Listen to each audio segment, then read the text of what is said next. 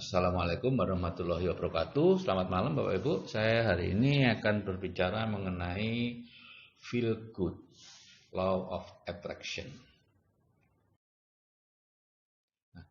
The law of attraction itu adalah manusia adalah magnet dan setiap detail peristiwa yang dialaminya datang atas daya tarik atau undangannya sendiri. Ya, ini menurut Elizabeth tahun 1906 sudah berbicara soal the law of attraction. Ya. Di Indonesia baru akan persiapan kemerdekaan. Gitu ya. Yang kedua, segala sesuatu yang kita pikirkan dengan segenap perhatian, energi, dan konsentrasi pikiran, baik hal positif maupun negatif, akan datang ke dalam kehidupan kita. Nah, disinilah Bapak Ibu, orang miskin tambah miskin, orang kaya tambah kaya. Karena orang miskin umumnya menarik kemiskinan dalam bentuk mengeluh. Mengeluh ini mahal, itu mahal, gitu ya. Kalau orang kaya, enggak. Ya. Begitu juga kalau Anda misalnya berpikir tentang hutang. Apakah itu mau melunasi hutang atau mau menambah hutang, maka Anda sedang fokus ke hutang sehingga hutangnya akan bertambah.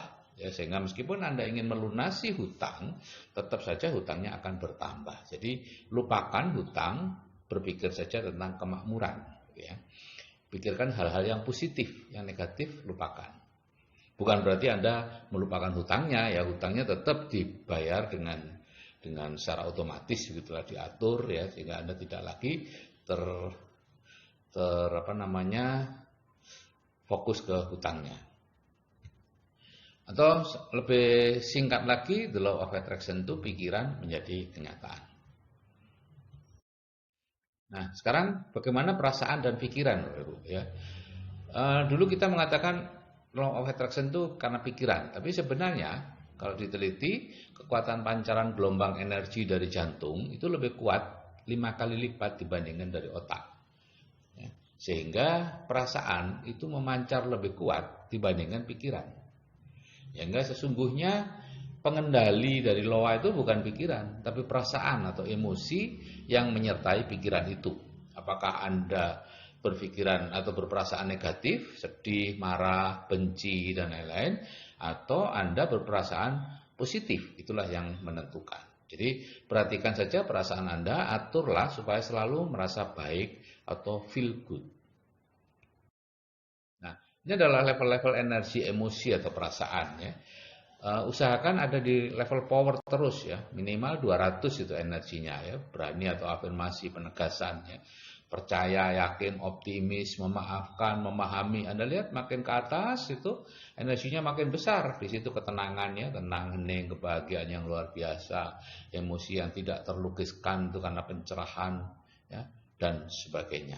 Tapi kalau Anda berada di bawah, di dalam zona force, menghina orang lain ya, menganggap orang lain karena berbeda cara berpakaian saja sudah merendahkan, atau benci kepada suatu etnis tertentu atau kepada ya siapapun, Anda tanpa sadar Anda benci walaupun sebetulnya tidak tahu kenapa harus benci.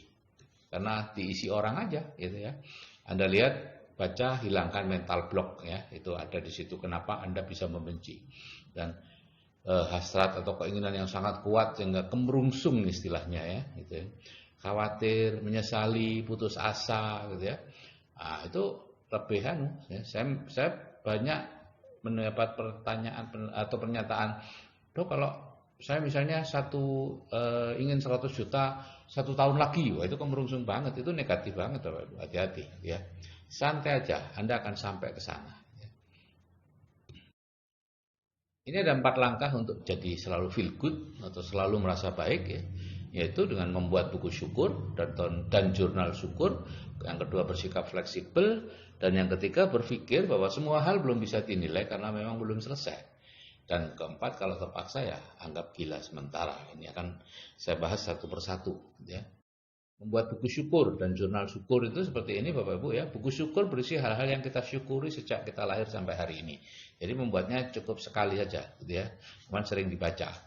Saya bersyukur memiliki ayah yang luar biasa, pekerja keras, bla bla bla. Saya bersyukur memiliki ibu yang selalu positif dan sebagainya. Saya bersyukur menjadi apa, menjadi dokter, menjadi petani, menjadi guru dan seterusnya. Kemudian kalau jurnal syukur itu diisi setiap malam menjelang tidur, berisi sedikitnya 10 hal yang perlu kita syukuri hari ini. Dan ini biasanya dianjurkan dilakukan selama 90 hari, ya, 3 bulan. Setelah itu tidak lagi, nanti lama, kemudian kalau Anda merasa tidak lagi nyaman gitu, membuat lagi, ya, untuk merubah, memindahkan keluhan dari pikiran Anda, ya, ke hal-hal yang disyukuri, ya. Karena itu paksakan untuk mensyukuri 10 hal minimal sehari itu. Ya, saya bersyukur mendapat kiriman pisang goreng dari tetangga, ya. Saya bersyukur bisa bangun dengan segar pagi ini, ya. Karena banyak orang yang tidak bisa bangun, ya. Oke, itu perlu Anda buat. Dan yang kedua adalah bersikap fleksibel, gitu ya.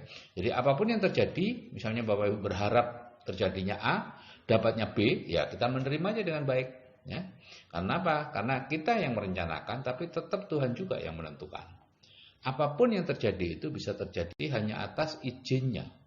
Ingat bahwa tidak ada debu terbang dan daun jatuh yang terjadi tanpa seizinnya.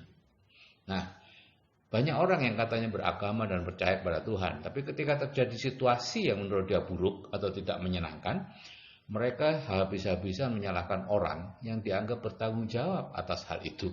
Lupa bahwa hal itu terjadi atas seizin Tuhan, ya. Jadi itu sama saja dengan menghujat Tuhan yang sudah mengizinkan atau memberi izin peristiwa itu terjadi. Kalau Tuhan tidak memberi izin peristiwa itu terjadi, ya tidak akan terjadi. Jadi serahkan saja kepada mekanisme yang ada di dunia, ya. Kalau itu masalah hukum, ya serahkan ke hukum, masalah politik ya serahkan kepada proses politik dan sebagainya. Anda nggak usah ikut-ikut dah, gitu ya. Kecuali Anda politikus, ya. Kalau Anda orang biasa ngapain? Kalau enggak, Anda mudah sekali terseret oleh politikus-politikus atau siapapun yang memanfaatkan Anda, gitu ya.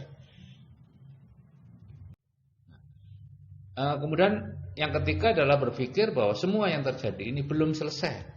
Jadi belum bisa dinilai Bapak Ibu, ya. Hal-hal yang nampak buruk mungkin merupakan awal dari proses ke arah kebaikan. Begitu juga hal-hal yang nampak baik mungkin merupakan awal dari kondisi yang lebih buruk, ya. Jadi Bapak Ibu mungkin ingat cerita saya tentang petani miskin dengan kuda betina miliknya, ya. Jadi ada petani miskin di Cina. Saya tidak tahu kenapa kok di Cina, ya. Karena kenapa nggak dibuat di Sumba atau apa gitu, ya. Ya di Sumba aja deh. Ya, ada petani miskin di Sumba punya kuda betina, ya. Kemudian kudanya hilang. Tetangga-tetangga petani tidak merasa sedih, tapi petani santai aja. Seminggu kemudian si kuda datang dengan 7 ekor kuda jantan. Semua orang gembira, petani biasa aja. Kemudian anak si petani besoknya mencoba menaiki kuda jantan tadi dan jatuh sehingga kakinya patah. Maka semuanya satu desa sedih, gitu ya, menunjukkan kesedihannya, tapi petani juga tenang aja. Nah, kemudian beberapa bulan kemudian ada utusan dari kekaisaran, ya kembali ini ke Cina berarti, ya, untuk mencari prajurit-prajurit yang akan maju perang. Biasanya tidak kembali. Nah, anak petani itu tidak terpilih karena dia pernah patah kakinya.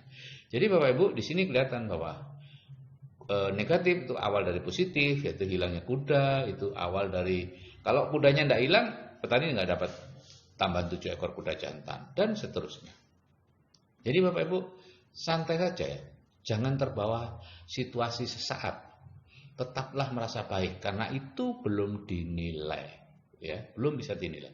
Kapan dinilainya? Kalau di bahasa Tionghoa kita baru bisa menilai kalau sudah terdengar bunyi 4 paku di atas peti, artinya sudah mati Bapak Ibu, itu baru bisa dinilai. Kemudian yang terakhir adalah anggap gila sementara, ya. Jika Anda diomeli orang gila, apakah Anda akan marah? Enggak kan pastinya, gitu ya. Mengapa kalau diomeli suami atau istri atau atasan atau siapa saja yang kita kenal, kita ikut marah? Mengapa enggak kita anggap aja dia sedang, ya mohon maaf deh, gila sementara, ya. Karena memang pada saat seseorang marah dia kehilangan kontrol diri, ya kita anggap aja dia sedang gila sementara. Dengan begitu kita bisa terlepas dari keinginan untuk ikut marah dan tetap feel good gitu ya.